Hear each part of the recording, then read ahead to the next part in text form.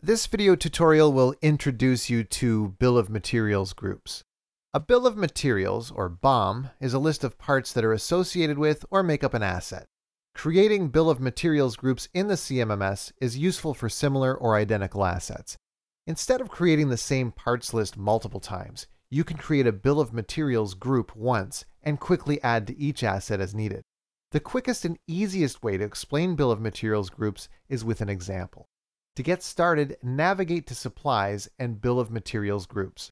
Click New and enter a name for the Bill of Materials group. For this example, we'll create a simple list for the Model D CNC lathe. Once the title is entered, we can start adding parts to the group. This is done by clicking the Add button and then adding parts to the list one at a time in the Multi-Attach screen. You'll notice the BOM is being built out on the right-hand side. If you make a mistake, simply click on the part and it'll be removed from the BOM. Click OK when done.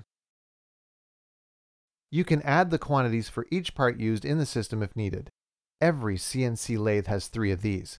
Click OK and our Bill of Materials group is complete. Now, wasn't that easy? It's important to note that any updates to the Bill of Materials group will propagate down to the asset. Meaning, if I were to reopen this Bill of Materials group and add another part, all assets that have been associated to this Bill of Materials group will also be updated.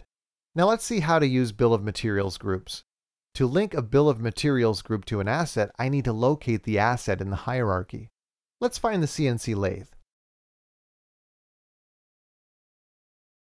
Open the asset and select the Parts BOM tab.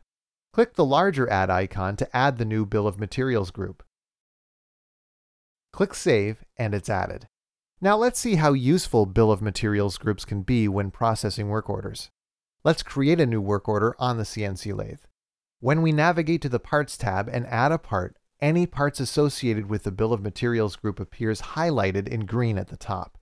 Having access to the list of parts used on the asset makes it quick and easy for the technician to locate the part needed and get the system running again. And that's it. Simple yet powerful.